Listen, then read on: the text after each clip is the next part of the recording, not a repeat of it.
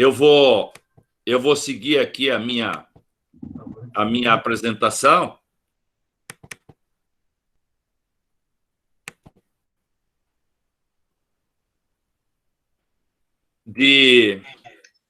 Rapidamente, né? Porque o Cristiano me pediu aí para falar em torno de 50 minutos, e sobre alguns aspectos da ecofisiologia e do manejo do milho. Te pergunto, Cristiano, a imagem está chegando bem? Sim, professor. Bem. Bom, falar da importância do milho é quase desnecessário, né?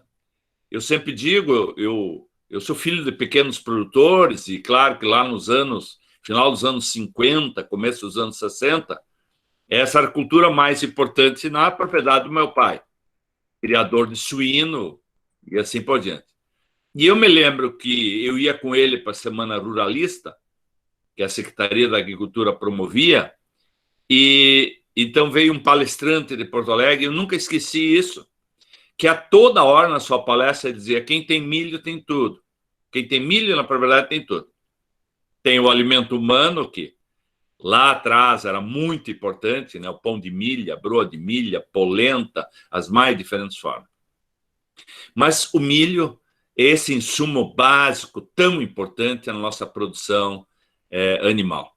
Veja que o Brasil já é o segundo maior produtor de carne de frango, e Santa Catarina é tão importante nessa produção.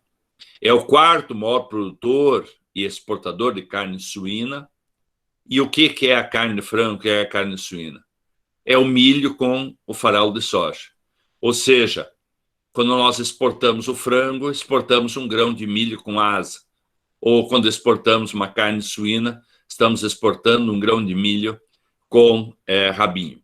E além disso aí, como foi mostrado nos vídeos, da importância da silagem de milho, já que o sul do Brasil, Rio Grande do Sul, Santa Catarina, parte do Paraná, é realmente o grande centro hoje de produção de leite, porque ali nós temos um clima favorável para as vacas, raça Jersey e holandesa, e ao mesmo tempo essa oportunidade de termos forragem de inverno e termos o milho no verão.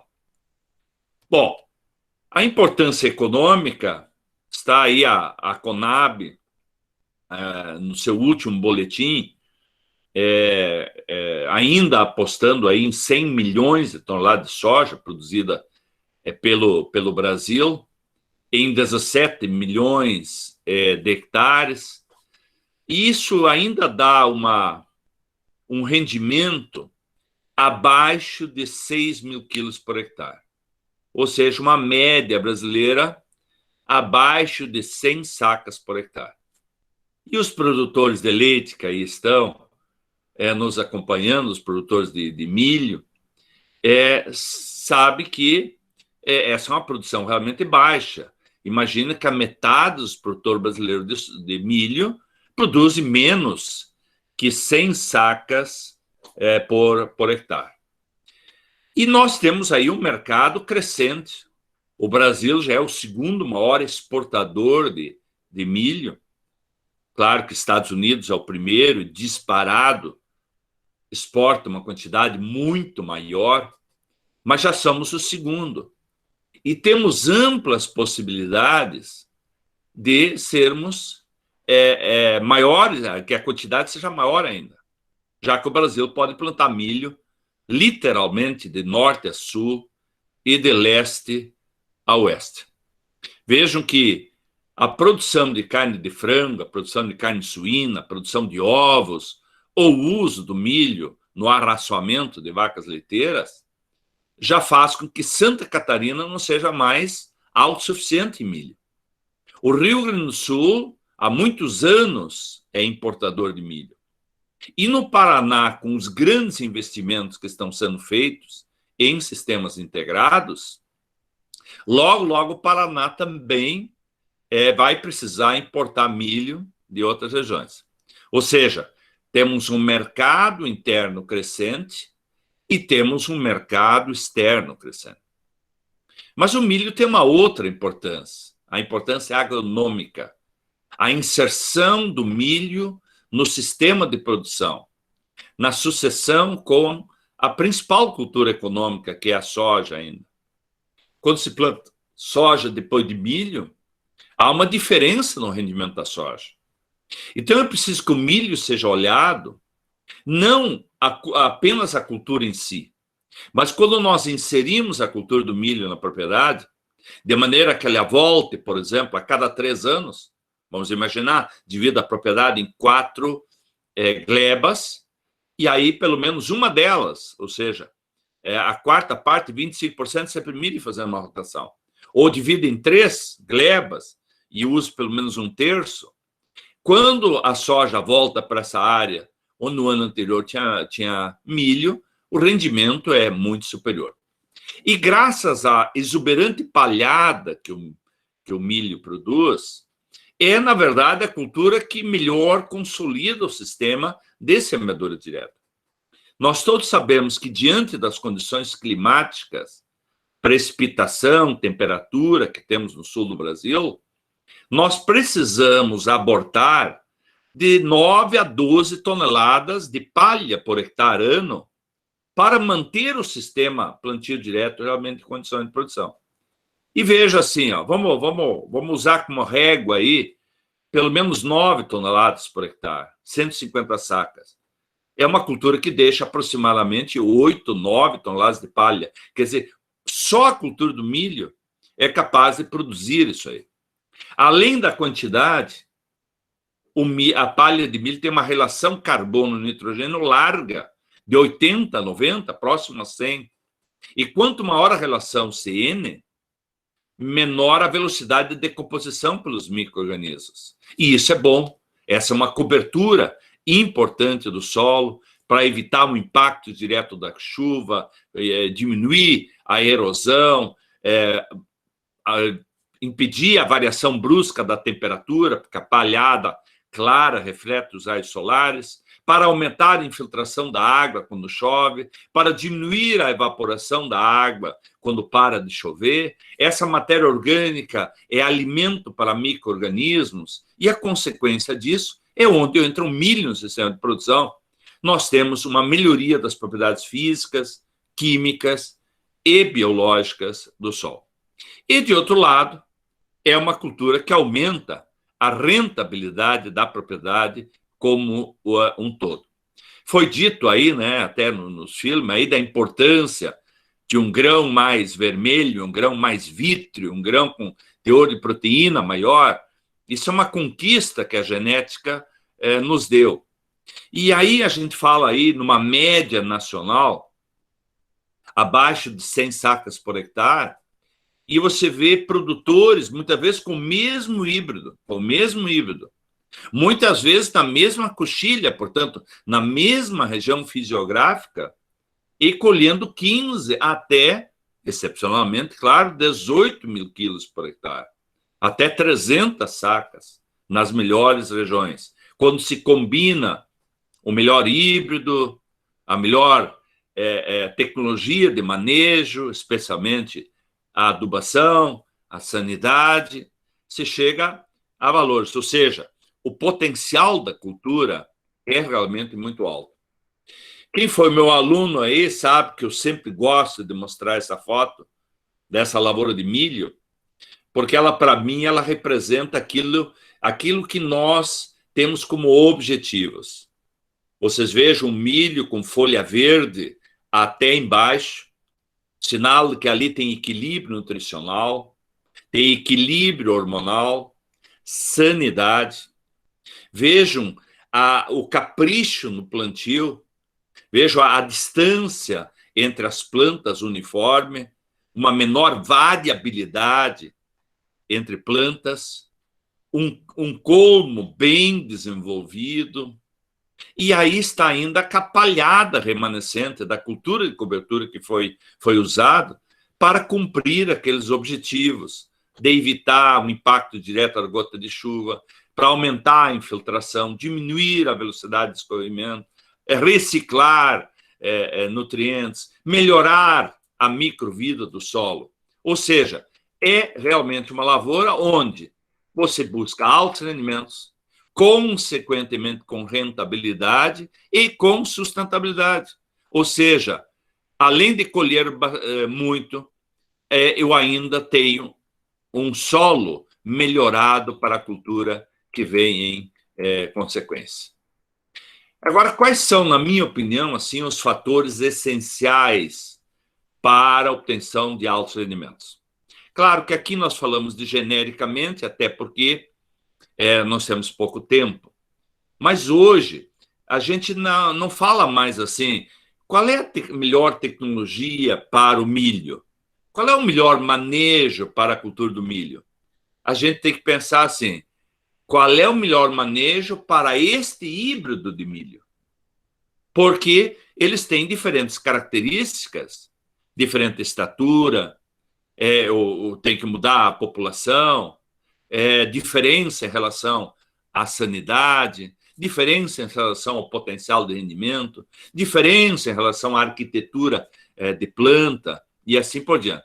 Então, claro que a gente aqui, hoje à noite, vai falar um pouco de forma genérica. Mas, na minha opinião, quais são os fatores essenciais para nós puxarmos o rendimento da cultura do milho para cima? Em primeiro lugar, a base, o alicerce adequado às propriedades físicas, químicas e biológicas do solo.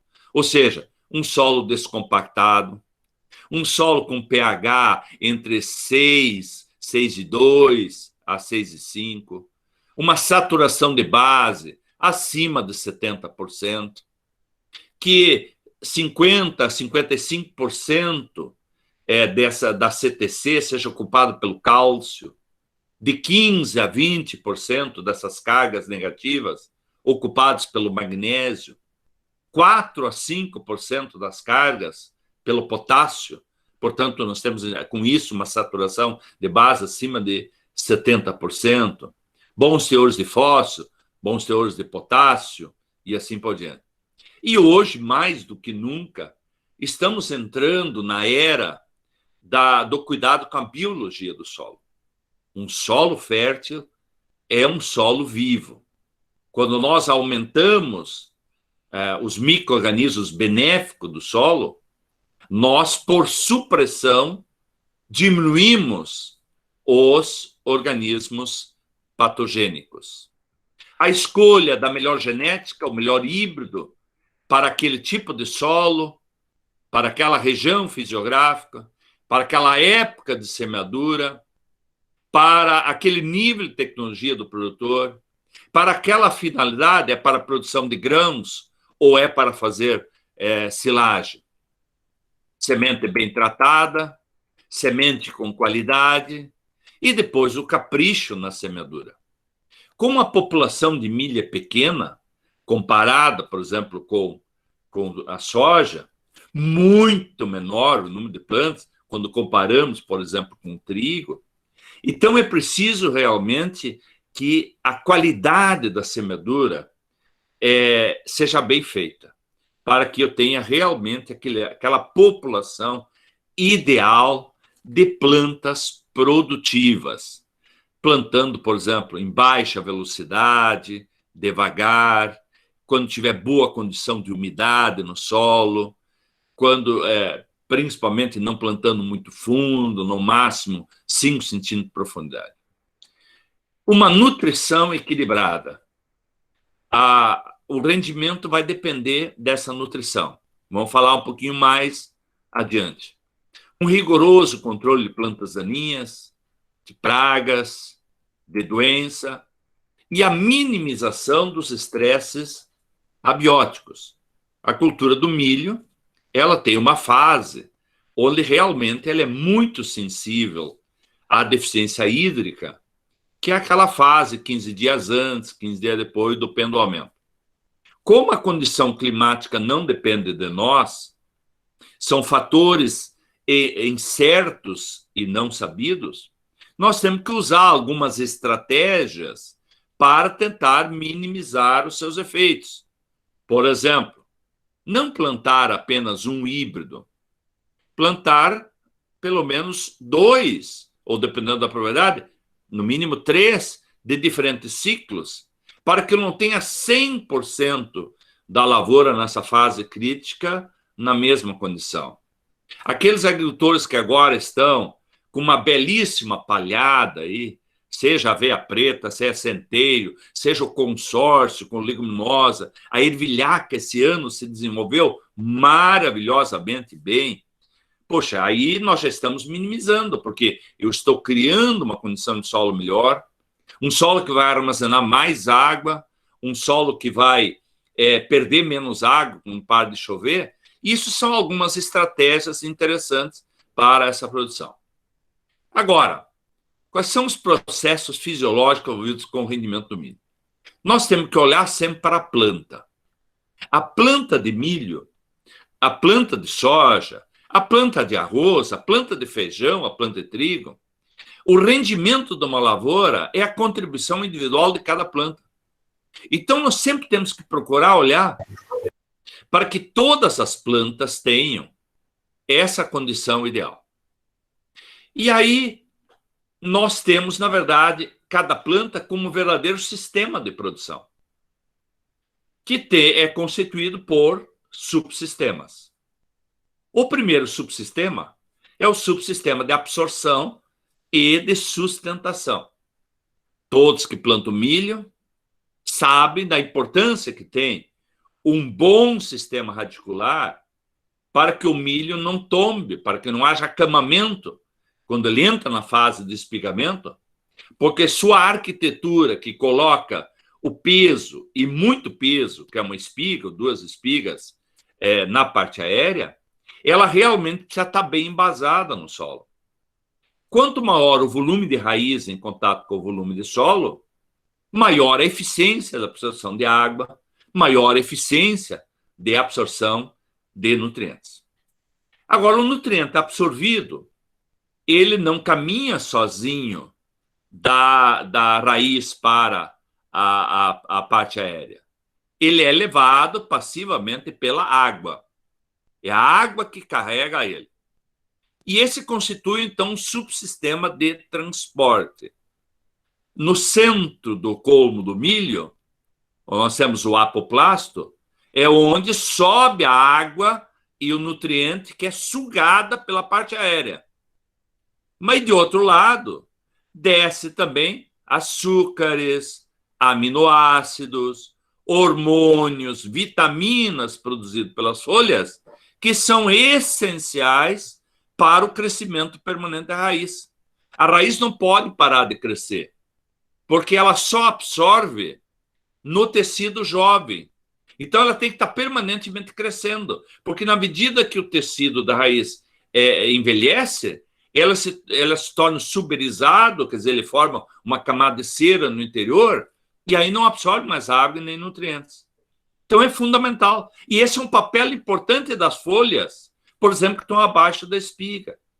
Por que uma lavoura de alto rendimento é aquela que mantém folhas acima da espiga, folhas verdes acima da espiga, as folhas das espigas, mas também tem folhas verdes abaixo, porque essas folhas verdes abaixo são aquelas que abastecem o sistema radicular. E por falar em folha, esse é o nosso subsistema de produção. É a fonte, é a fábrica. Essa folha, ela tem que ter uma boa área foliar, um bom tamanho de fábrica, para aumentar a capacidade de absorção de luz, né? O milho é uma cultura que responde diretamente à eficiência na absorção de luz. É preciso que essa folha tenha uma boa jornada de trabalho, ou seja, se mantenha verde e sadia por mais tempo, principalmente na fase de enchimento de grão. Eu quero que essa folha seja mais eficiente, e 2 características são fundamentais para aumentar a eficiência da folha. O teor de clorofila, então se é uma folha verde, porque a clorofila é o pigmento verde, o responsável pela fotossíntese, pela fábrica. E, de outro lado, esses cultivares mais modernos, de folha mais curta, mais ereta, que também é uma característica que aumenta a eficiência de absorção da luz. E além de permitir, inclusive, uma população maior de plantas por metro quadrado. Aí vem o subsistema de reprodução, e aí o milho tem essa característica de ter a flor masculina, o pendão, a panícula, a flecha terminal, que produz o grão de pólen, e tem o órgão feminino, que é a espiga. Então, esse grão do pólen é recebido pelo estigma para formar os grãos. E é na espiga e é no grão que nós temos, então, o subsistema de armazenamento, o dreno. Ou seja, nós precisamos ajudar a planta a formar raiz, mas não ganhamos dinheiro com raiz.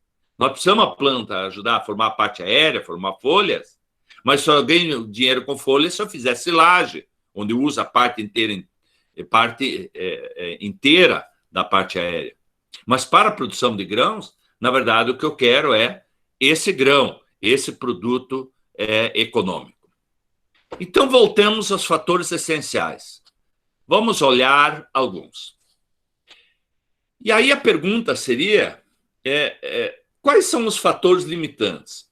Por que será que vocês mesmos conhecem aí, já viram lavouras produzindo 150, 160, 180, 210, 220, quem sabe 250 e assim por diante?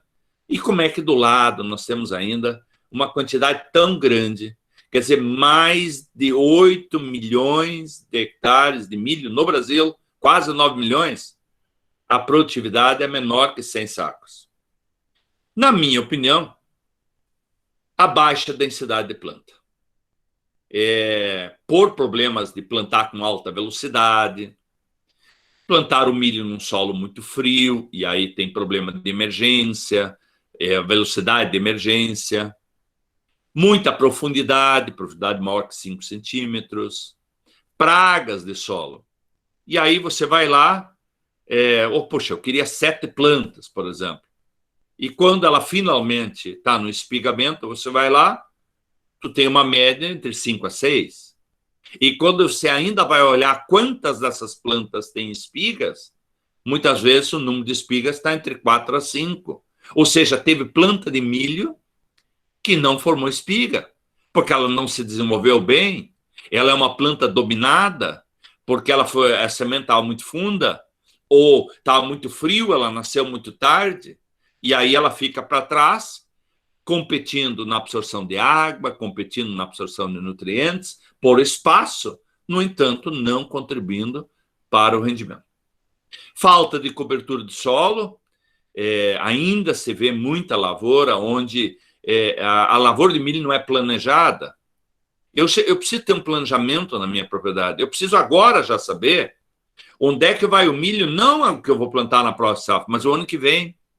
E aí, quando tiro a outra cultura, por exemplo, a soja, eu já tenho que plantar aí coberturas com todas aquelas finalidades. A adubação nitrogenada abaixo do necessário, se a gente olha a média da quantidade de fertilizante nitrogenado vendido para a cultura do milho, a gente logo vê, com essa quantidade de N, a produtividade média não pode ser superior a isso mesmo. Poxa, eu preciso usar adubo nitrogenado, ureia, sulfato de amônio, ou usar lá na semeadura, um DAP? Não, Santa Catarina, por exemplo, tem muita disponibilidade de cama de aviário, tem muita disponibilidade de esterco suíno, assim, por exemplo. Nós temos que colocar um nutriente, não me importa se ele está na forma orgânica ou na forma mineral, né? As estiagens, sim, porque existem fases que é sensível. A salinidade devido ao potássio, então se aumenta a adubação potássica, que é natural, existe muito próxima a relação nitrogênio e potássio. Se eu faço uma alta adubação nitrogenada e faltar potássio, eu tenho problemas de acamamento, então não é legal. Então tem que, sim, aumentar o potássio também. Nós usamos principalmente cloreto de potássio. E o cloreto de potássio é altamente salino. Então, como o espaçamento do milho é maior, nós concentramos uma quantidade grande de sal na linha.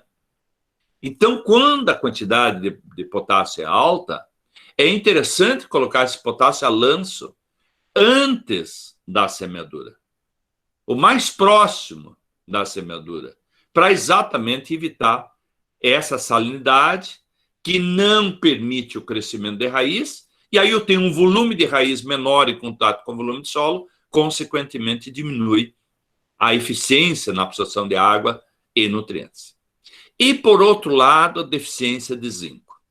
Chama atenção para esse ponto, porque normalmente se dizia, e sabemos que o milho é a cultura mais exigente em zinco, desse micronutriente, de todas as nossas culturas econômicas.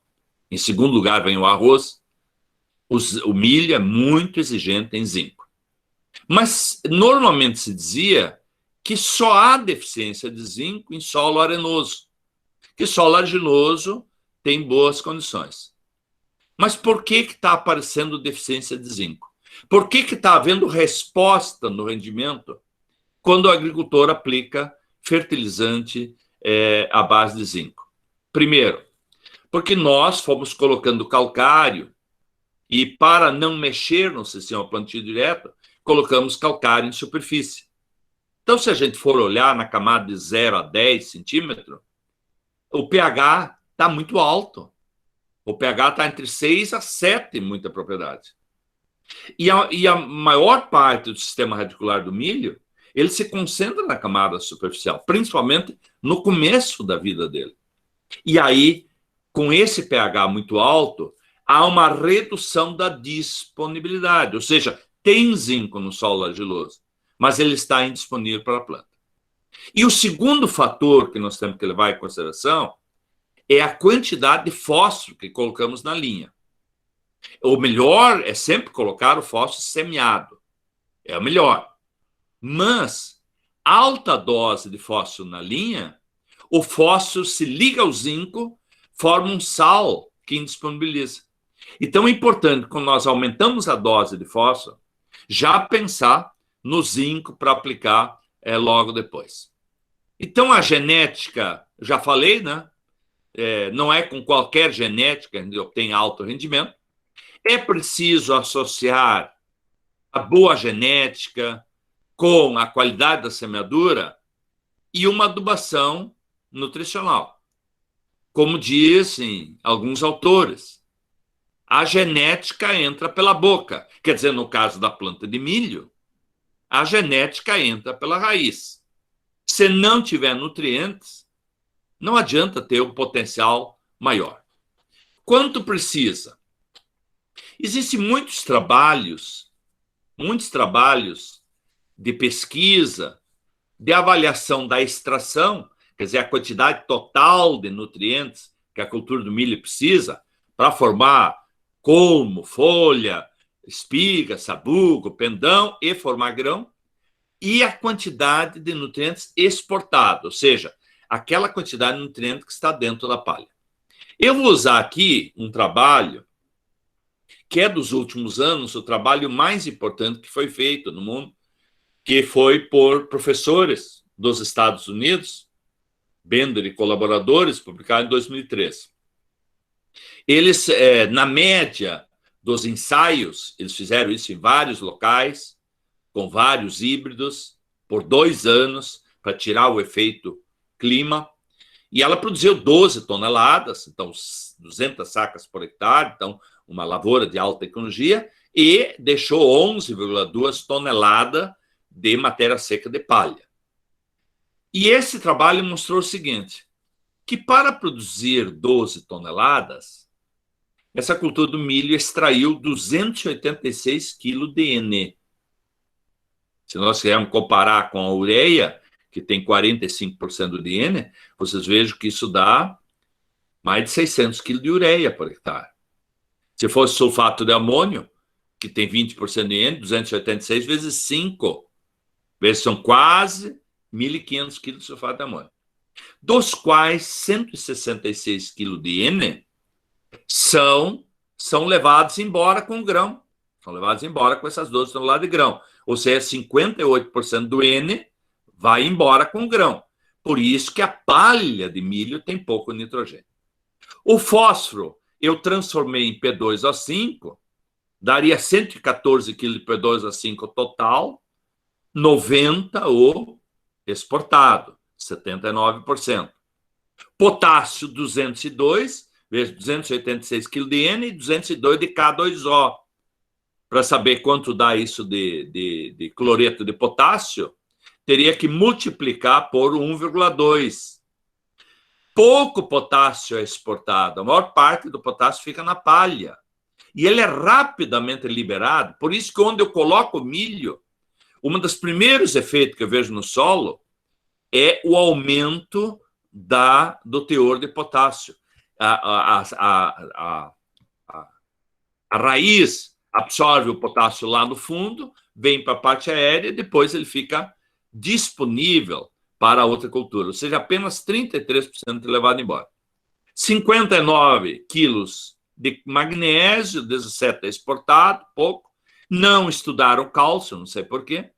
E 26 quilos de enxofre, 26 quilos de sulfato, dos quais 15 foram levados embora, exportados pelo grão, ou seja, 57%.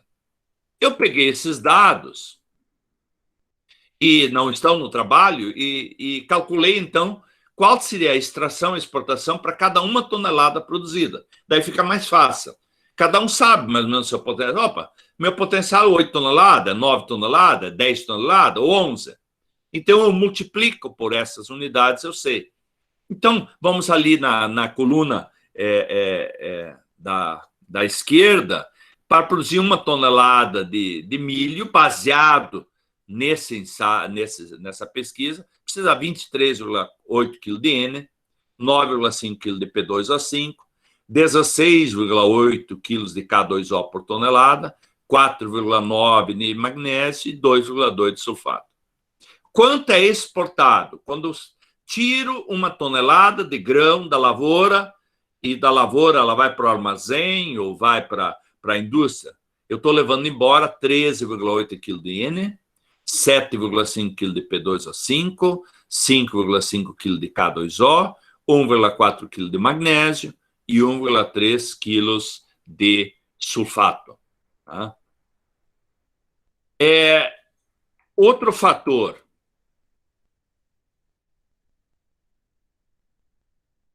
como falamos, a importância das coberturas anteriores. Se a quantidade de N é tão alta e o N tem um custo alto, eu posso baratear isso. Se nesse intervalo, entre a colheita da cultura de verão e até a implantação do milho, eu colocar, por exemplo, leguminosas, como nós temos aí a ervilha forrageira, ou a ervilhaca comum, ou a ervilhaca vilosa, como é essa foto da direita aqui, a minha direita, porque essas leguminosas, elas fixam nitrogênio, elas tiram nitrogênio do ar através dos nódulos, e poucas vezes eu vi tanto nódulo em ervilhaca como esse ano. Aqueles que usaram inoculante para ervilhaca e os que não usaram também, sinal de que essa bactéria está no solo. Agora, se eu colocar só leguminosa, a decomposição é muito rápida. E aí eu perco esse nitrogênio por amonificação, amônia. E quem tem essa experiência sabe. Pega uma ervilhaca dessa isolada, uma ervilha, ou tremoço, ou lá no Brasil Central, a crotalária, tu roça ela, rola ela, de noite tu passa, tem que tapar o nariz de tanta amônia que é liberada.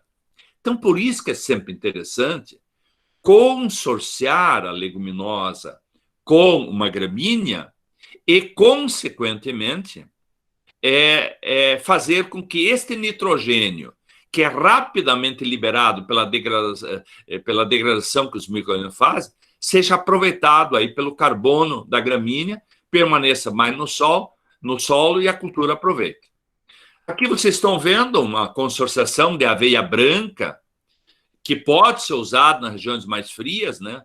Ou aveia preta, no caso de aveia branca, uns 40 kg de semente, mais 30 de ervilhaca, se for aveia preta, em torno de 25 quilos de semente, mais 30 de ervilhaca, uma bela. Aqui nós temos um consórcio de aveia preta, foi colocado 25 kg de semente, mais 5 kg de nabo e mais 30 de centeio, e aí, veja, está sendo feita a rolagem, preparando para a implantação do milho. Essa outra foto aqui é recente, ainda está aí a aveia preta em estado vegetativo, 25 quilos por hectare de semente, está aí o nabo em torno de 5 quilos, a ervilhaca 30, ou seja, eu preciso dar uma condição de equilíbrio para que uma cultura não sufoque a outra. Aqui é uma das formas, né, de preparar agora o terreno para a implantação do milho. Aqui um rolo faca, isso aqui é uma rolagem de naba, que o nabo puro, que foi feito aí na família Kohlrausch, família Umes, em Nometok. Mas nós temos várias alternativas. Posso usar aveia preta, como falei, na região mais fria, aveia branca, na região quente, não recomendo aveia branca, porque se as condições climáticas no outono forem favoráveis, pode dar ferrugem, e para a ferrugem a aveia preta é mais resistente. O centeio, o azevém tetraploide, que está entrando, não o nosso azevém comum, que é resistente ao glifosato, esse aí nós temos que ir eliminando ele, porque ele nos custa caro o seu controle, ele tem um crescimento inicial muito lento. Agora, esse azevém tetraploide está vindo aí, Winterstar, KLM1, KLM2, principalmente sementes, várias empresas que já estão aí no Brasil, que traz do Uruguai, são materiais que vêm da Nova Zelândia, da Austrália, um crescimento inicial rápido, um sistema radicular muito bem desenvolvido. A nossa ervilhaca comum, a ervilhaca vilosa, aí no caso, esse produtor aqui de Passo Fundo, no ano passado, ele usou só ela, foi uma palhada maravilhosa, mas ela se decompõe muito rápido. Então, por isso que a gente sempre prefere consorciar com uma gramínea, com aveia, com centeio. E aqui a ervilha forrageira, que é uma alternativa que também nós temos.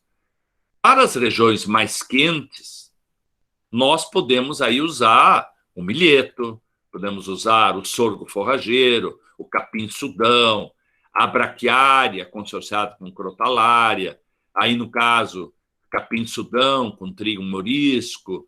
Então, nós temos várias alternativas. Então, por exemplo, eu colhi a cultura de verão bem cedo. Ainda é quente, eu não posso colocar culturas de inverno. Não adianta, em fevereiro, estar plantando aveia, centeio, ervilhaca, porque é muito quente, não nasce, tem problema. Aí nós podemos fazer ainda essas culturas de crescimento rápido, como milheto, como capim-sudão, e aí quando vem o primeiro frio, e esse ano nem aconteceu, eu vejo que só esse frio do último final de semana que queimou o milheto, queimou o capim-sudão, então ele foi produzindo palhada espetacular até agora. Mas digamos assim, num ano mais frio, ano de laninha, que nas regiões sujeitas a geada temos em abril, queimou a de verão. Aí nós implantamos a de inverno para termos lá, dependendo da região, final de julho, agosto, setembro, uma palhada exuberante. Agora eu queria falar uma outra coisa. Cristiano, estamos chegando bem?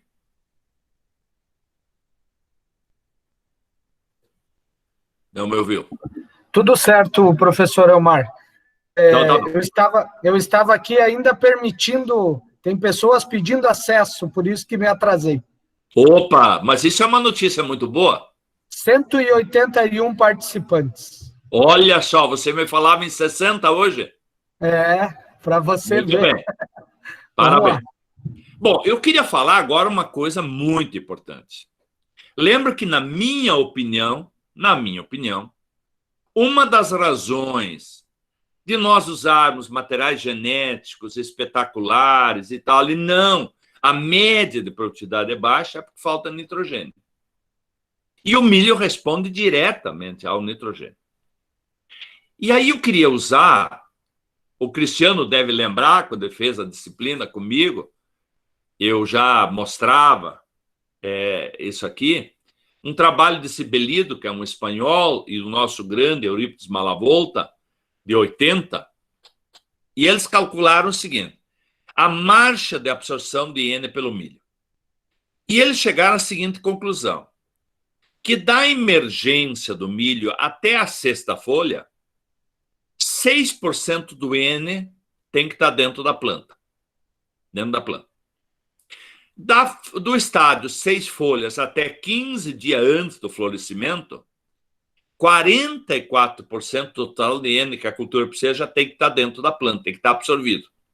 Veja, aí nós temos, estou mostrando isso, daqui a pouco vou mostrar, por que é tão importante essa cobertura ali no estádio V4, V5, por que é tão importante aquela cobertura no estádio V7, V8.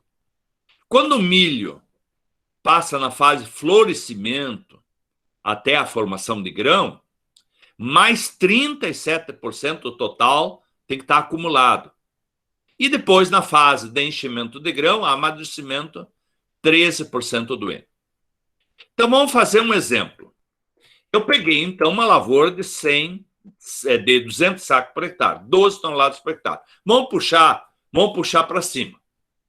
Como nós vimos, segundo o trabalho de Bender e colaboradores, que eu repito, é hoje o trabalho mais importante disponível que nós temos sobre extração e exportação, usaram já milho transgênico, cultivares modernos, de densidade maior, de estatura mais baixa, com menos problema de acabamento, quer dizer, usaram a melhor genética.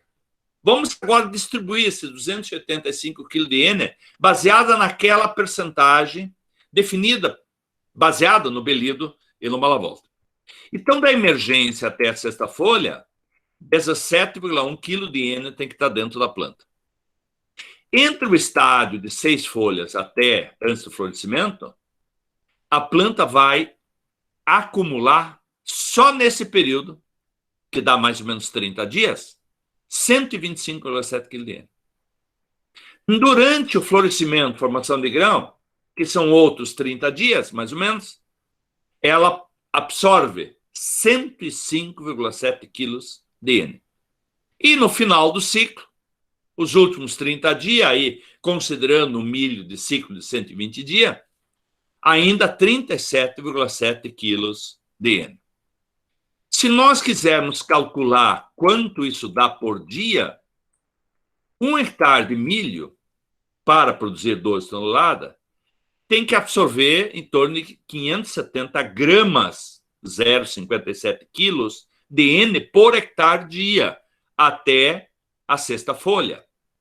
Da sexta folha até o florescimento, segundo mês, ela tem que absorver por dia 4,19 kg de N. No terceiro mês, 3,5 quilos de N por hectare dia. E lá no final, 1,23, claro, aí tende a zero quando amadurece. Então, o milho é realmente uma cultura muito exigente. E é importante a gente saber em que momento ela precisa de mais nitrogênio para garantir um alto rendimento. Tem um trabalho muito interessante, feito pelo Martin Zanquete Groth, o Maruan é o irmão dele, mas o Martin fez o mestrado em Pelotas, aliás, defendeu o doutorado há poucos dias, agora terminando, e ele trabalhou com milho. E ele estudou a marcha de absorção de nitrogênio pelo milho. E aí eu queria que vocês prestassem bem atenção como é interessante esse resultado que ele obteve. Vocês estão vendo essa curva amarela? É a marcha de absorção, chegando então ao máximo, né, de taxa de absorção diária no pendoamento, né, e depois seguindo para cá. O estudo do Martin mostrou que 63% do N a planta absorve, acumula, extrai até o florescimento. E 37% do total de N que ela precisa, ela absorve depois do florescimento. Depois do florescimento. Por que isso tem que chamar a atenção?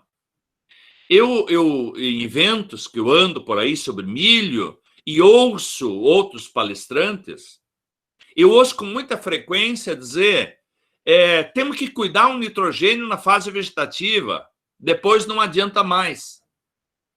E olha, esse trabalho dele mostrou como não. 37% é absorvido depois. Então tem que estar no solo, disponível. E mais interessante ainda, o trabalho mostrou que o nitrogênio que vai para o grão, aquele que vai embora, aquele que é exportado, 62% desse N foi absorvido pela planta depois do florescimento. E o trabalho dele mostrou que apenas 38% do N que já estava na palha é redistribuído para o grão. Então, isso realmente muito importante. Então, no trabalho dele, que ele fez, ele viu que nessa fase, depois do florescimento, era um milho de alto rendimento, ela absorveu 102,6 quilos, dos quais 62,9 foi reimobilizado. Se eu pegasse aquele nosso cálculo ali que nós mostramos, para produzir 12 toneladas, 285,6 quilos de N, isso quer dizer que 179,9 quilos de N a planta de milho precisa absorver até o florescimento. E mais 105,6 depois. Então, cuidado, quando há anos de muita chuva, essa história de colocar todo o N no começo. Nós corremos um alto risco de quando o milho vai para a fase que realmente é importante. Quando o nitrogênio é para fazer grão, fazer o produto econômico, eu tenha perdido esse nitrogênio por lixiviação, por volatilização, por desnitrificação e assim por diante. E aqui essa figura mostra claramente o problema que é quando se coloca doses altas de potássio na linha. Vocês estão vendo ali que o sistema radicular praticamente não se desenvolveu. É literalmente colocar a planta na salmoura. E do outro lado, quando nós colocamos o potássio a lanço, nós temos realmente um sistema radicular muito melhor desenvolvido. Então, resumo. Quero fazer uma lavoura de milho de alto rendimento. Potássio. Vamos aplicar ele a lanço antes da semeadura. Na semeadura, vamos colocar 1/3 do N, ou então quem usa cama de aviário, quem usa esterco de porco e tal, bom, aí já está fornecido sempre. E 100% do fósforo semeado. Quando o milho, ou então, em determinadas situações, até posso colocar o potássio a lanço. Mas qual é o perigo em milho colocar potássio a lanço? Se o milho estiver úmido e tiver água dentro do cartucho, aquele grãozinho de sal que cai lá dentro, ele forma uma salmoura e às vezes mata o broto. Então, por isso que eu prefiro colocar antes. Chegou no estádio V4, V5, vamos fazer a primeira de cobertura. Chegou no V7 e no V8, vamos fazer a segunda. E para altos rendimentos, se puder, se tiver equipamento, deixe um pouco de N, uns 20 quilos de N, ou seja, aproximadamente 50 quilos de ureia ou 100 quilos de sulfato de amônio, para aplicar nessa fase aqui. Se a umidade for boa, pode aplicar ele sólido, porque aí com umidade ele rapidamente dissolve, fica disponível para a raiz, é absorvido e a água leva para a parte aérea.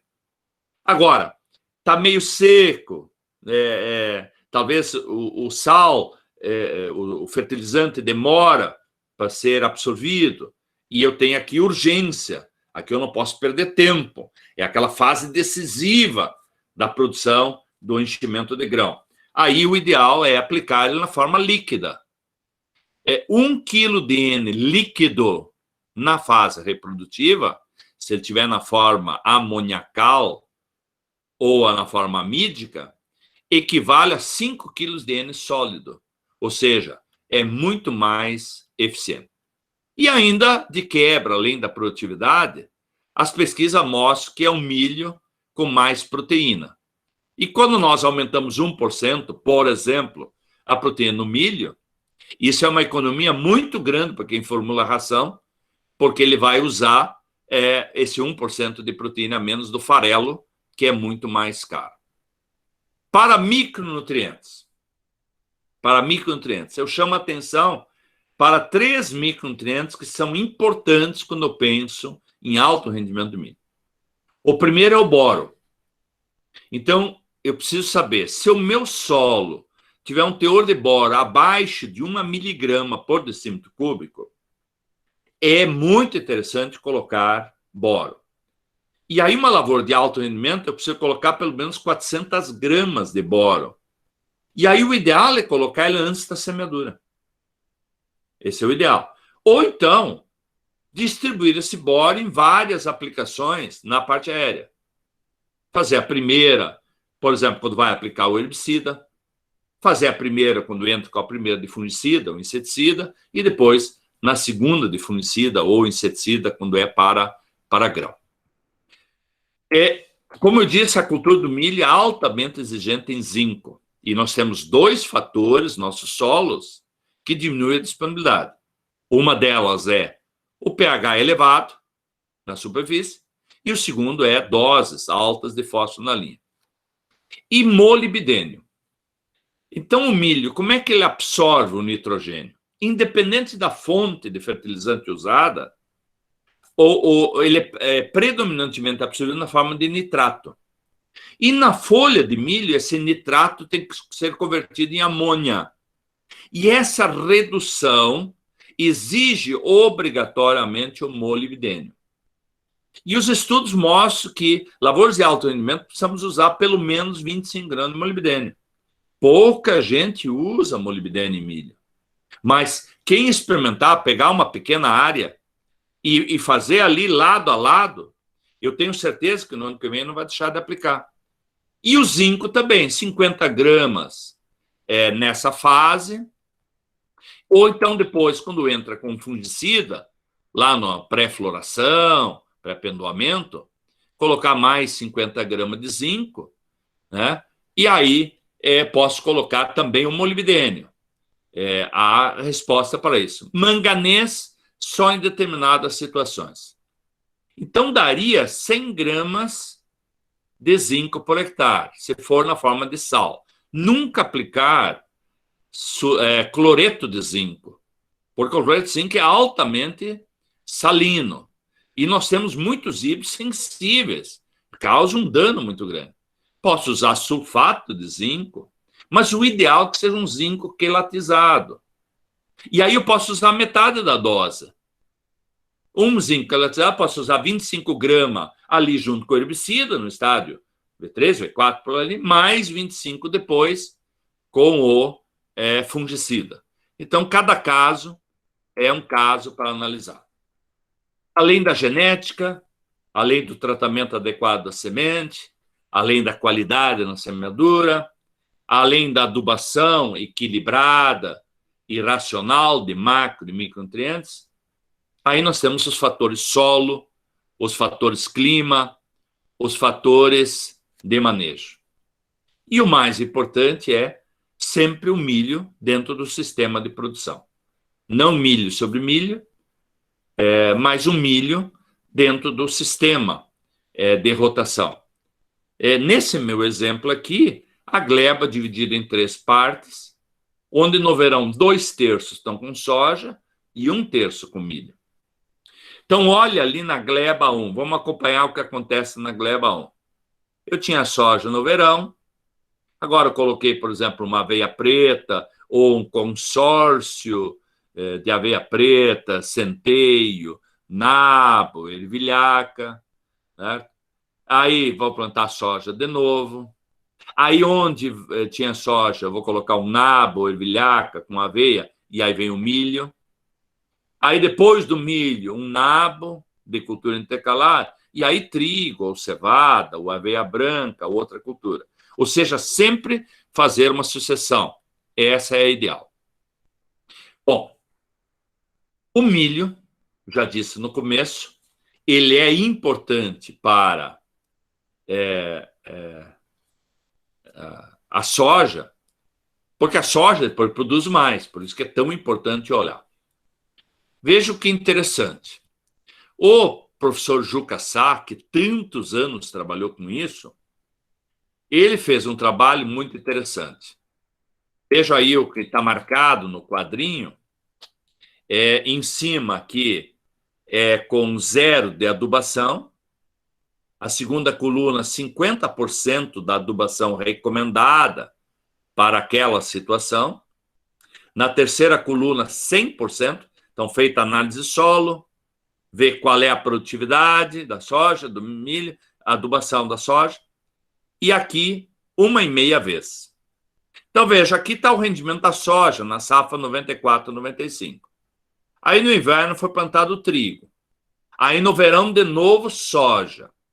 Então, olha os rendimentos. Sem adubo, 3.023, né? Com 50%, 2.973, quer dizer, praticamente a mesma coisa. Eram solos altamente férteis, né? Por isso que foi feito. E aqui é 3 em 1. Agora vejam aqui embaixo. O que foi feito aqui? Ao invés de soja na safra 94-95, tinha milho. Milho de 5.900 até 9.700 quilos. No inverno, mesmo trigo. E depois, no verão, soja de novo. Olha o rendimento da soja, quanto é maior quando no ano anterior tinha milho. Por isso, às vezes, nós precisamos fazer essa conta. Qual é a rentabilidade que a lavoura de milho me dá? E também já colocar junto a rentabilidade maior que a soja vai me dar quando ela entra num sistema de rotação. O Dr. Riedel, na Fundacep, em Cruz Alta, fez um trabalho por vários anos para avaliar o efeito de um ano de milho sobre a soja em sucessão. E aí, a coluna azulzinha clara é quanto aumentou o rendimento da soja quando foi depois de milho no primeiro ano. No primeiro ano.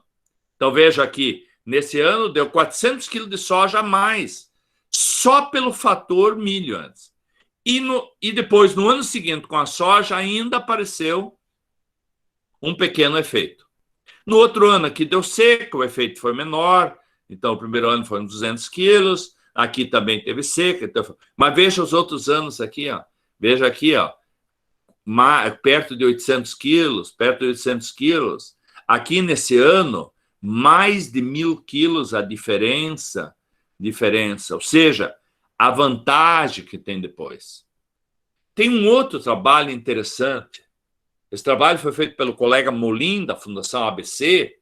Ele acompanhou uma lavoura de 1998 até 2004. Foram 7 safras. E em 7 safras mostrou que a soja, sobre soja, deu uma média de 56,2 sacas, na média de 7 anos. E onde entrava o milho, foi para 59,6. Aí alguém vai dizer, poxa, mas isso é apenas 3,4 saca a mais, será que vale a pena? Vamos aos detalhes. Então, na média de 7 anos, de soja após milho, houve um aumento de 3,4 sacos em relação à sucessão soja-soja. Considerando que era uma área de 300 hectares desse produtor, então, na verdade, 3,4 sacos por ano em 300 hectares, ele colheu 1.020 quilos de soja a mais. Agora já dá para fazer conta, né? Pega o preço da soja de hoje, vamos dizer 100 reais a saca, são vezes 1.000, são 100 e poucos mil reais. Aí já é de pensar. Considerando que o preço da soja, lá quando eles fizeram, era 74, isso deu um saldo de 75.480 na época. Em 7 anos, ele ganhou 528.360 a mais nessa área de soja, só porque ele colocava no ano anterior milho, fazendo essa rotação. Se nós pegássemos hoje, né, 1.020 sacas a mais, vezes 100 reais a saca, veja, dá mais de 100 mil, veja quanto daria isso em 7 anos. Tá? Então, temos que pensar cada vez mais no sistema de produção.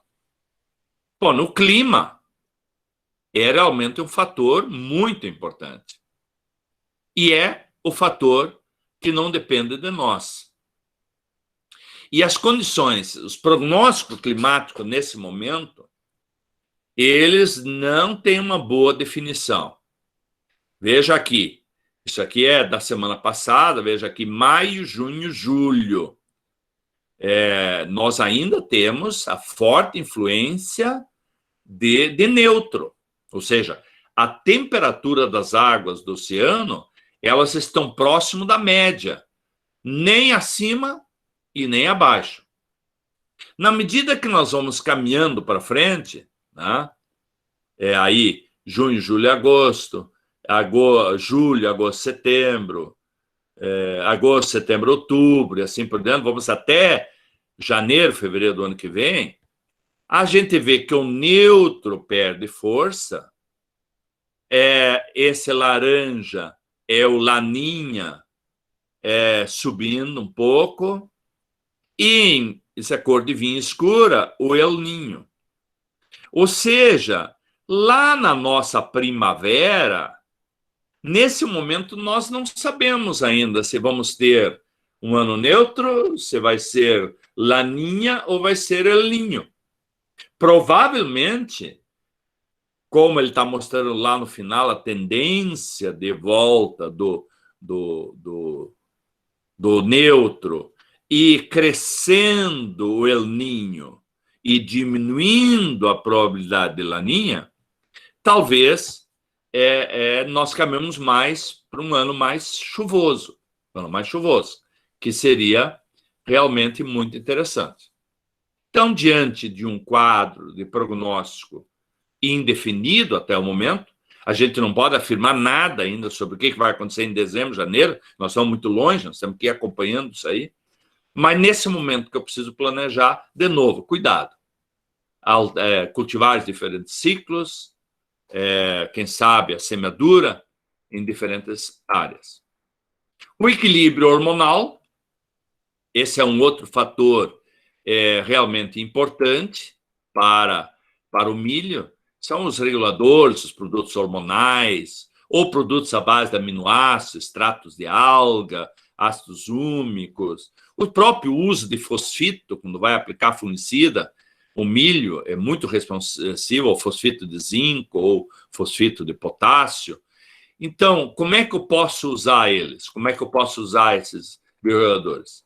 Ou no tratamento de semente, para ajudar a formar mais raiz, ou então lá junto com o herbicida, no estádio V3, V4, por aí, para ainda ajudar a formar raiz e principalmente ajudar a formação já da parte aérea. Eu posso dividir isso e também colocar uma parte, a outra metade, junto com o fungicida lá no pré-pendoamento, onde aí eu ajudo a formar síntese de clorofila, ao aumento da área foliar, a diminuir o efeito dos inibidores e manter a folha verde e sadia por mais tempo. Então, quando nós pensamos em alto rendimento, eu não deixo também de pensar nesses produtos. E a sanidade, que eu não vou me dedicar, não é minha especialidade, mas é muito importante, né? O rigor do controle da planta daninha, da praga, da doença. Tá? Vamos falar um pouquinho agora sobre o desenvolvimento do milho, essa fase vegetativa, né? V0, a germinação, V1 a primeira folha, V2 a segunda, V3 a terceira, V4. O que já começa a acontecer? É o início da definição do número de fileiras. Então, se nessa fase tudo corre bem, a planta não tem deficiência de nutrientes, não tem problema sanitário, não tem deficiência de água, a planta daninha já não compete mais, ela tá controlada, vai começar a definir quantas fileiras vai ter na espiga. Se ela vai ter 14, vai ter 16, ou quem sabe vai ter 18. Se aqui as condições são adversas, já começa mal, porque eu posso ter o mesmo número de espigas, posso até ter um grande número de grãos por espiga, mas eu já vou perder 2, ou quem sabe até 4 fileiras.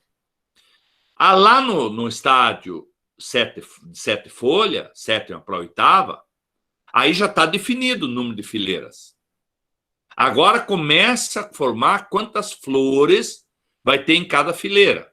Não tem grão ainda. São flores. Quantos óvulos vai ter? E isso se define até lá na 11ª, 12ª folha. Na emissão da 8ª folha, há uma definição do diâmetro do colmo. E principalmente pesquisas mais recentes com a cultura do milho mostram que há uma forte correlação entre o rendimento de grão e o diâmetro do colmo. Ou seja, o colmo é lá que nós temos as nossas rodovias.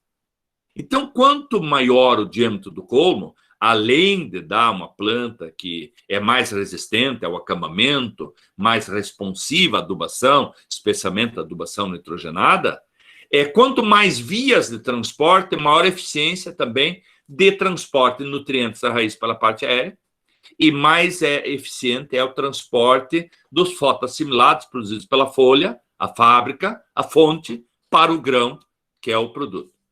E aí, na 12ª folha, está definido já o número de flores, né, em cada fileira, tamanho da espiga.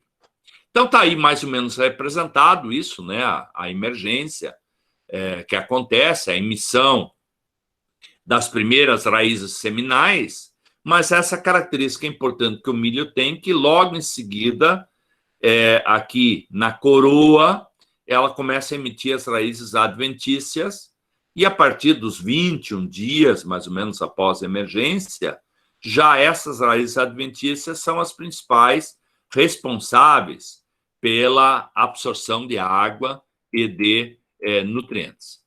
Então, para uma emergência adequada, o ideal é 25 graus a temperatura, um teor mínimo de água para semente para germinar de apenas 30,5%, um solo bem arejado. E aqui está uma particularidade importante, a diferença entre uma semeadura feita muito profunda e aquela feita de, no máximo, até 5 centímetros de profundidade. Veja como isso é importante na qualidade da semeadura. Colocando o milho muito fundo, a emergência mais demorada, ela tem que atravessar a maior camada, e aí sai uma planta mais frágil. Essa planta tem alta probabilidade de se tornar uma planta dominante. Ela vai crescer e depois ela não consegue fazer uma espiga.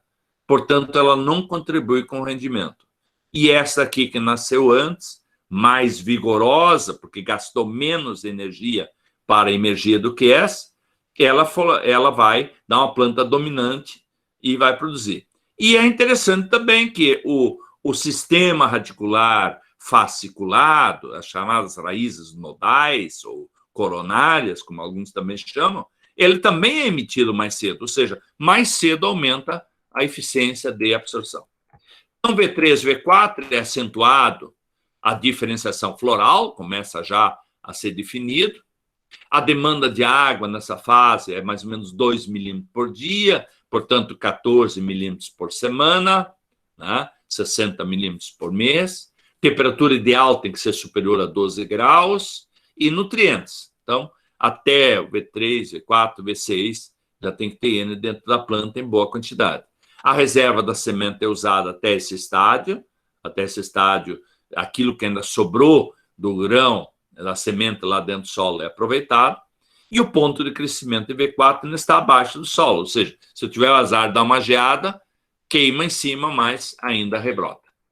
Então, essa fase é onde se faz a primeira adubação nitrogenária em cobertura, essa fase que eu tenho que manter já limpa, tem que ter aplicado herbicida, e se for aplicar micronutrientes, é a primeira aplicação do molibdênio, é a primeira aplicação do zinco, e sempre, eu aprendi isso, principalmente nos últimos anos, que quando nós vamos aplicar micronutrientes, mesmo usando a mesma dose, é interessante subdividir. Eu gasto a mesma coisa, como eu não vou pegar um trator, um pulverizador para entrar na lavoura só para aplicar micronutrientes, aplicar molibdênio, aplicar zinco ou aplicar um biorregulador, eu vou colocar na carona, eu vou colocar junto na cauda quando vou aplicar herbicida, quando vou aplicar um inseticida, fungicida. Então, subdividir é sempre muito interessante. B5, ponto de crescimento já está acima do solo, então aí se der uma geada agora, queima, aí sim, eu perco planta, diferenciação floral continua ocorrendo, um estresse hídrico, deficiência de N nessa fase, limita o número de fileiras, porque como nós vimos, do V4 até o V7, V8, está se definindo isso, e como nós vimos antes também, esse segundo mês de desenvolvimento é onde é realmente grande a demanda de nitrogênio, certo? No V6, V7, já começa a elongação, ou seja, quando emite a sexta folha, as folhas começam a se separar, né? E aí elonga, aí tem aquele crescimento rápido, já começa a formar a estrutura do pendão, né? As espiguetas, e degeneram as duas folhas inferiores, né? Que desaparecem. Então, vejo que a planta ainda está com essa roseta terminal aqui, ainda as folhas em cima, mas quando sai a sexta folha em diante, aí começa a elongação do entrenó, né? Esse é um trabalho interessante feito por esse americano, o Rich, estudou muito milho, né, para mostrar claramente a estrutura. E então, quando nós fizemos a segunda adubação nitrogenária em cobertura. Professor Almar, mas muita gente está fazendo apenas uma cobertura. Bom, para rendimentos, digamos assim, de 100 sacos por hectare... Professor Elmar? Pois não. Se você puder estar projetando novamente, eu acho que você clicou sem querer e a apresentação saiu. Ah, é? Uhum. Saiu a apresentação. Até, professor, aproveitar, agora são 21 horas e 22 minutos, tá? Tá. Eu já estou quase terminando. Bem tranquilo, professor. Fique bem à vontade. Então, deixa eu entrar de novo, então. Estão me vendo aí? Ainda a apresentação não foi projetada. Sim.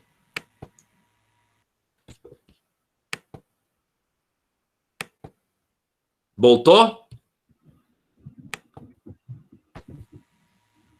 Sim, professor. Estágio V8. Muito obrigado. Então, no V8 já está definido o número de fileiras, inicia, então, o número de flores, tá? V9 segue o desenvolvimento, então, as novas folhas ainda no seu interior, então, definindo as flores. Há um grande acúmulo de matéria seca nessa fase, um processo mais acelerado. Se a gente tiver paciência de ir abrindo, a gente já vai ver, então, o pendãozinho lá na ponta.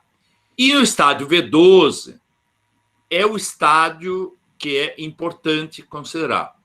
Porque no V12 agora já está definido o número de fileiras, que foi até o V7 e V8, e já está definido agora o número de flores em cada fileira.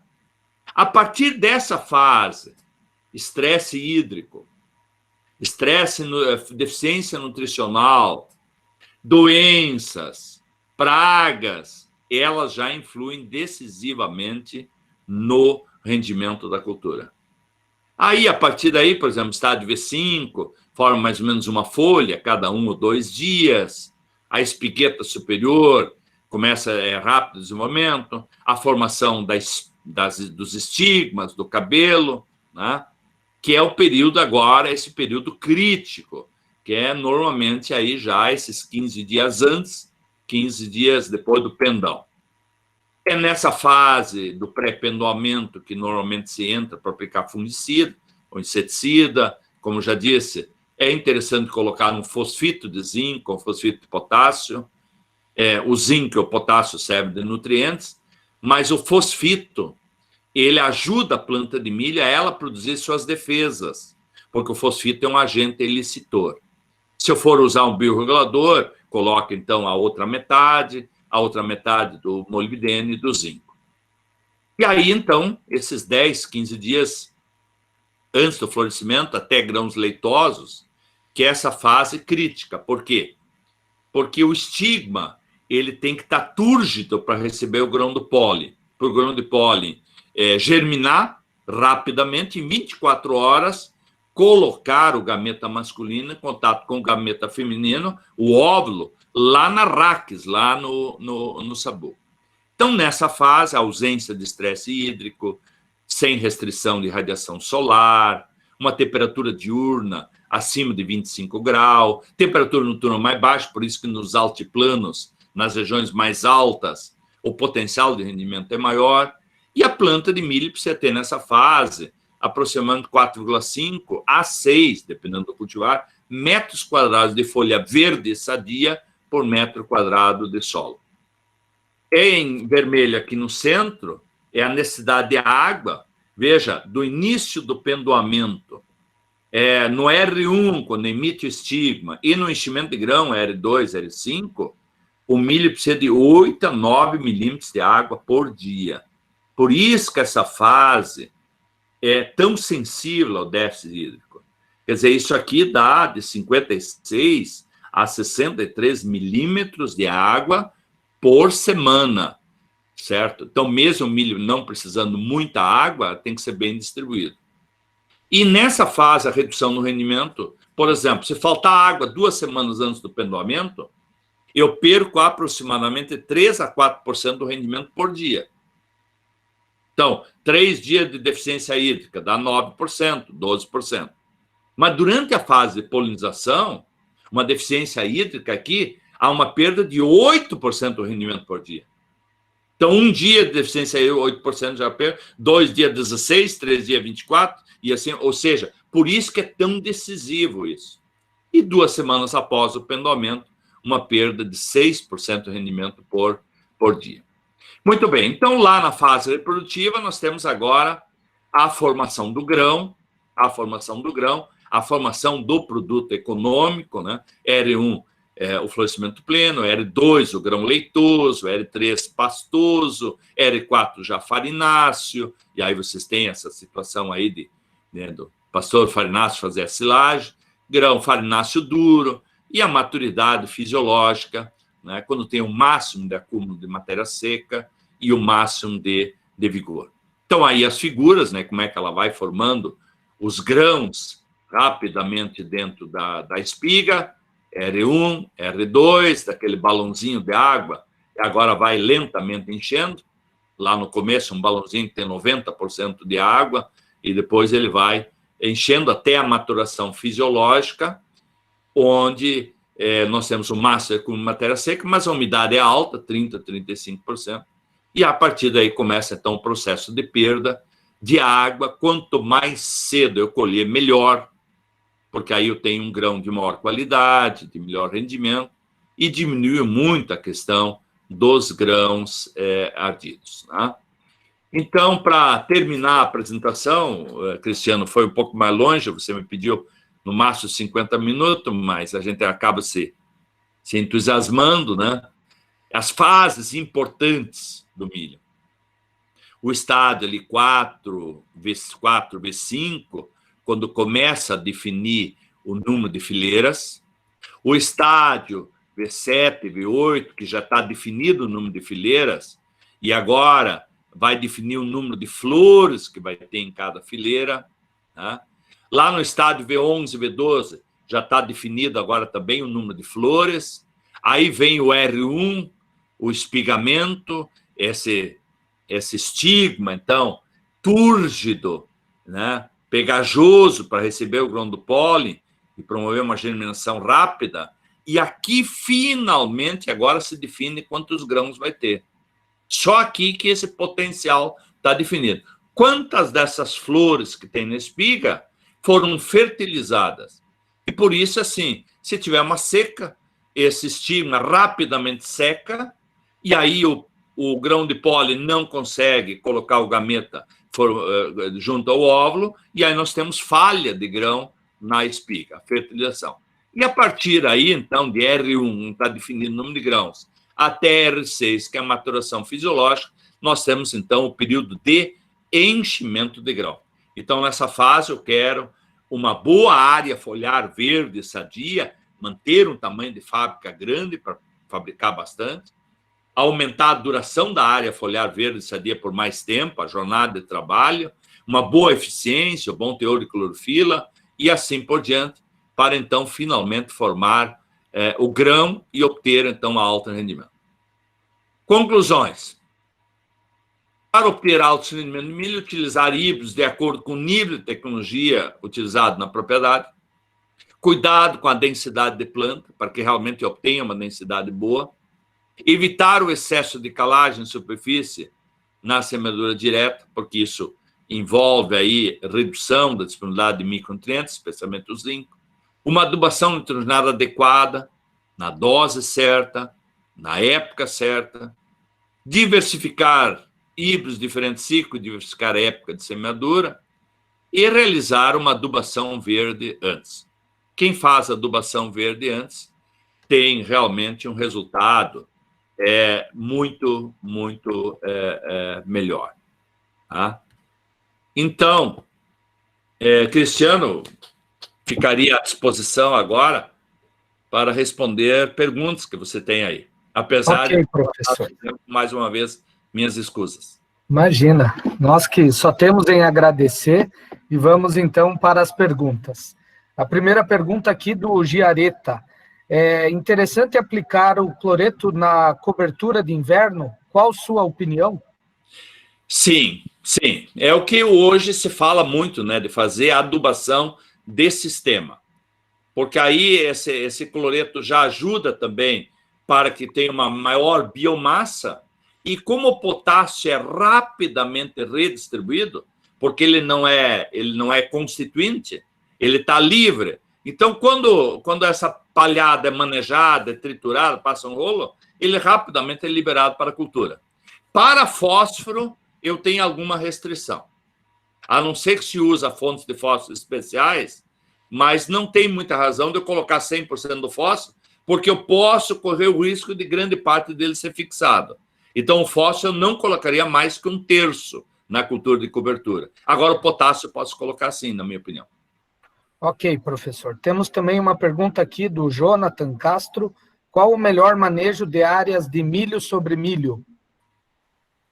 Milho sobre milho. É o manejo no intervalo? Isso. No intervalo entre um milho e outro, né? Sem dúvida. Colher o milho e imediatamente colocar culturas de cobertura. Vai estar quente ainda.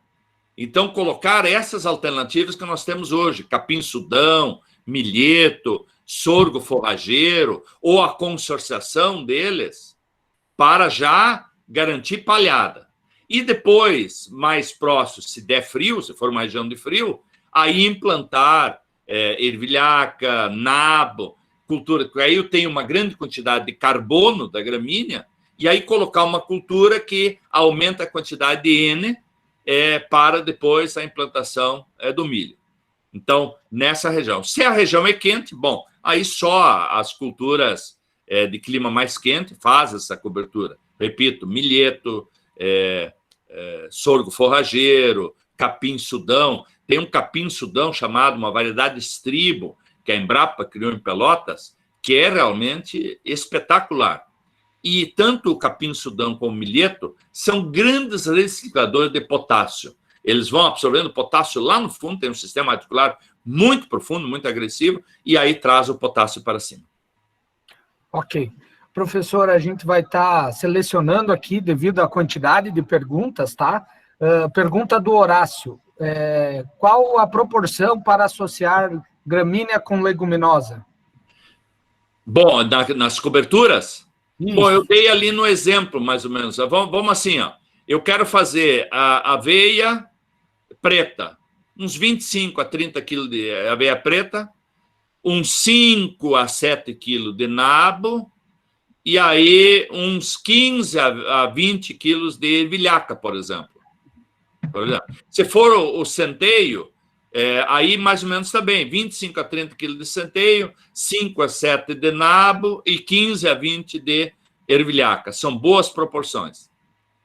Ok. O Geraldo, diretamente de Rio dos Índios. Ingressei esse ano na semeadura direta,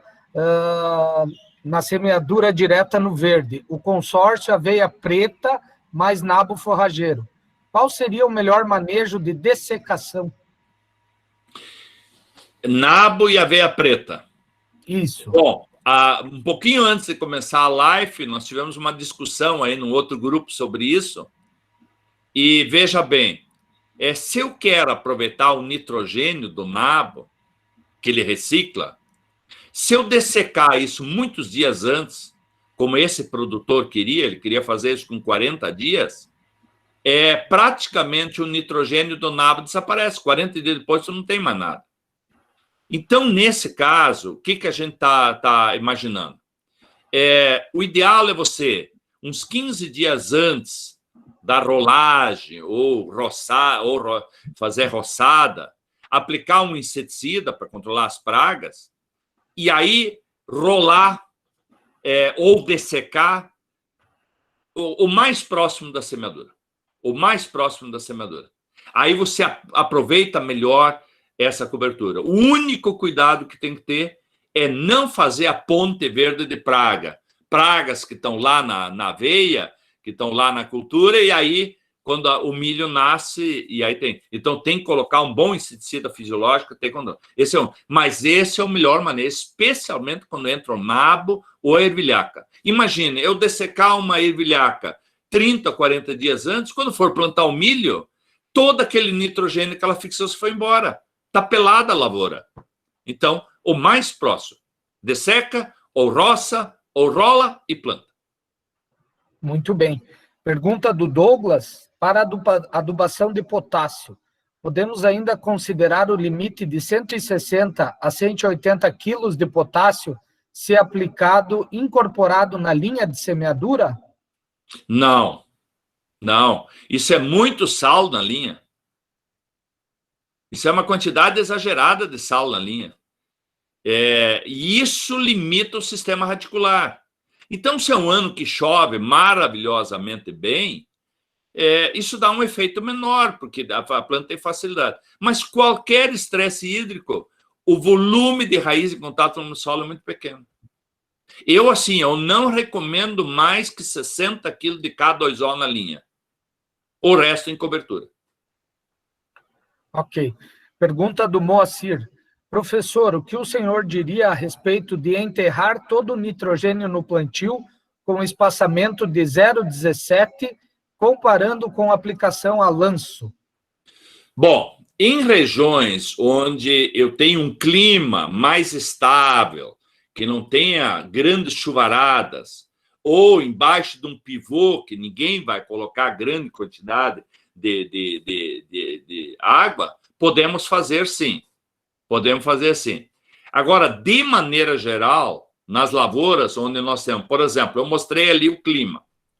Se o clima continuar mais para neutro, nós vamos continuar com esse clima que nós estamos tendo desde abril.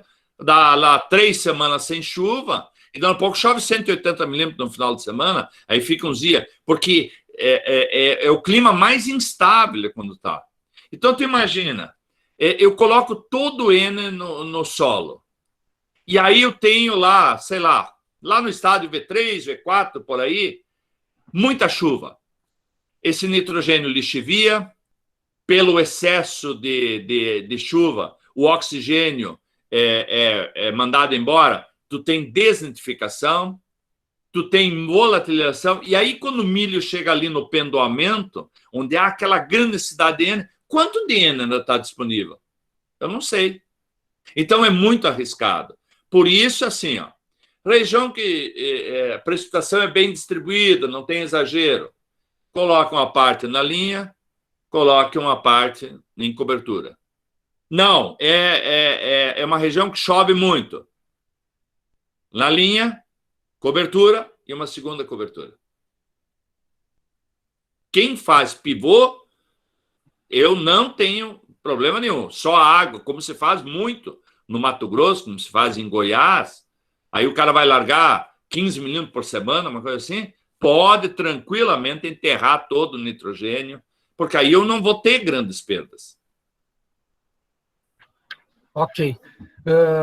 Professor, pergunta do Christian. O boro, ácido bórico, poderia ser usado em parte via suco de plantio, sem prejuízos à germinação?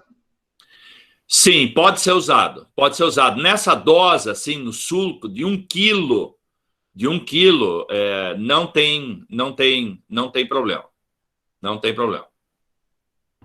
Mais uma pergunta aqui de um dos nossos consultores. Ele parabeniza o professor pela excelente apresentação. Inclusive, professor, tenho mais de 50 mensagens aqui no meu WhatsApp elogiando a sua apresentação. O Anderson Giacomin, ele gostaria de saber um pouco mais a respeito da nutrição de um híbrido com alta tecnologia destinado à silagem, em relação a uma lavoura produtora de grãos. Bom, eu agradeço aí, então, as mensagens. Bom, claro que no caso aí mesma coisa, eu quero produzir uma grande quantidade de biomassa, eu preciso adubar bem também, não é só para o grão. E especialmente o nitrogênio, porque vocês sabem melhor do que eu quanto é importante a qualidade da silagem. Aliás, você mostrou aí na sua apresentação antes da minha, da quantidade de leite que dá para produzir com 1 tonelada de silagem, mas não é com qualquer silagem. Aí o teu milho ali com deficiência nutricional, quando chega no ponto de silagem, as folhas abaixo da espiga, tudo amarela, tudo seca, você está fazendo silagem de palha. Então, não tem. Então, realmente é importante. E o que é fundamental nesse caso? Nesse caso, eu levo muito nutriente embora. Lembra que eu mostrei ali? Nitrogênio no grão, muito vai embora. Fósforo, muito vai embora. Potássio, pouco no grão. Mas quando faço silagem, eu estou levando todo esse potássio embora, estou levando quase todo o N. Então, eu tenho que saber quanto eu colhi, mais ou menos quanto... aí eu pego a extração total e eu preciso compensar isso na cultura seguinte. Senão, o feijão que eu vou plantar nessa área depois, ou a soja que eu vou plantar nessa área depois, tem uma baixa disponibilidade de nutrientes porque eu levei tudo embora. Ok, professor. Vamos para a última pergunta, então, do Valdir Ávila. A irrigação com pivô central, no momento da polinização natural, atrapalha ou ajuda? É interessante ali, né, nesses dias ali de polinização, não fazer irrigação. Porque o grão de pólen, veja, a planta de milho, ela criou uma arquitetura de que o grão de pólen de sua planta não fertiliza a sua espiga. Quer dizer, é uma aula que a natureza nos dá da importância da heterogeneidade. Então, o pólen tem que vir da planta do lado, porque tem um monte de folha em cima para proteger o estigma. E este transporte é feito pelo vento. Então, quando está muito molhado, o grão de pólen não é transportado, porque ele tem que secar. Então, naqueles dias ali, entre o pendoamento até o R1 ali, que é a fase de boneca ali, é interessante não molhar demais a planta. Muito bem, então, professor, a gente vai dar por encerrada as perguntas. Novamente, gostaria, professor Elmar, de agradecer em especial a minha solicitação. Você de imediato atendeu o meu pedido, né? E gostaria também, professor, que você aproveitasse esse momento. Eu sei que tem livro aí no forno saindo, né? Que se puder estar divulgando aí, eu quero ser um dos primeiros a degustar esse livro aí. Olha, se dá para dizer que saiu uma coisa boa dessa quarentena, eu estou com minha mulher aqui, quase isolado aí desde 18 de março, né? Porque nós somos grupo de risco, né? Eu estou com 70 anos e tal. E aí eu tive tempo aí, com calma, sair daquela correria da minha vida inteira. E o primeiro livro está indo sexta-feira para a impressão. É o primeiro livro, o primeiro filho que está saindo da quarentena. Produção de alimentos, a nobre missão da agricultura, onde eu fiz aqui um balanço do que aconteceu até 1970, o Brasil, o segundo maior importador de alimentos do mundo, e agora, em 2020, o Brasil já é o quarto maior exportador de alimentos e provavelmente em 2021 já vai ser o terceiro. Então, eu peguei a minha história profissional, um pouco autobiográfico, né, do que aconteceu de 1976 para cá, quando entrei como professor. O que aconteceu? Analiso também as grandes revoluções tecnológicas, a importância da calagem, a importância do melhoramento genético, por exemplo, no milho. Olha que mudança no milho aconteceu nesse período. Quando eu morava com meu pai lá, o milho tinha 3,5 metros de altura, um ciclo de quase 6 meses, né? E a adubação, os transgênicos, a agricultura de precisão, o plantio direto. Então, eu faço uma análise sobre isso. Então, no final do mês está isso aí. E o segundo, que está muito perto de terminar, é ecofisiologia e manejo de soja para o alto rendimento. E eu espero até o final do ano também concluir ecofisiologia e manejo de cereais de inverno, que está bem adiantado também, está nas finaleiras. E o Cristiano, você sabe, quando escreveu sua dissertação, a tese, aquele último momento, o acabamento, a gente mais demora e buscar aquela bibliografia e conferir as bibliografias e tal. Mas vão sair 3 filhos da quarentena e a gente vai divulgar bastante no site. Muito obrigado por essa oportunidade de divulgar. Eu que agradeço, professor Elmar, e nós vamos estar disponibilizando, com a devida autorização do professor Elmar também, para quem tiver interesse, a gravação, tá? E também gostaríamos de agradecer a presença de todos. Quem tiver interesse também para ser um consultor, para adentrar no programa Consultores, entra em contato comigo através do WhatsApp, a gente agenda uma conversa, tá? E gostaríamos também de reforçar as campanhas que nós estamos durante o mês aqui. Lembrem que esse mês a gente já está tendo a campanha Cartão Premiado, né? Então, o consultor que realizar mais vendas durante o mês, o consultor que ficar em primeiro lugar vai estar recebendo uma premiação aí de R$500, e o consultor que realizar a segunda maior campanha vai estar recebendo uma premiação de R$300. Também gostaria de dizer aqui ao professor Elmar que nós estamos fazendo a campanha do Time do Coração, tá, professor Elmar? E essa campanha, ela tem uma duração aí de 15 dias, então ela vai até o dia 13, e como presente aí, professor Elmar, por essa palestra, eu gostaria de estar te entregando uma camiseta oficial aí do nosso glorioso Esporte Clube Internacional, tá? E, sem dúvida nenhuma, faz jus aí a todo o teu desprendimento em relação a essa live e a nossa parceria. Muito obrigado mesmo, tá? Também, professor Omar, dizer que esses consultores, nós começamos, é um programa de venda direta, nós realizamos a venda direto da indústria ao produtor, e é uma forma desses consultores estar agregando uma renda extra. Tem muito filho de produtor que não precisa deixar a propriedade, ele continua auxiliando o pai na propriedade e assim consegue também ganhar uma renda extra e melhorar a sua qualidade de vida. Esse é um dos propósitos aí do programa Consultores. Tá? Muito obrigado. Aproveitar, então, professor, aqui, e nós estamos semanalmente anunciando quem está no ranqueamento, né? Então, em terceiro lugar aí para ganhar a camiseta e também concorrendo ao cartão premiado, nós temos direto do município de Coronel Barros, o Dilmar Araújo, está em terceiro lugar aí na premiação, tá? Em segundo lugar, nós temos a Juliana Gaio, de Videira. Então, vejam que nós temos ainda 3 semanas, né, até encerrar o mês, aí vocês podem estar, sem dúvida nenhuma, melhorando o ranqueamento de vocês. E em primeiro lugar, aí, direto do município de Águas de Chapecó, nós temos o André Halber, que está liderando aí o ranqueamento.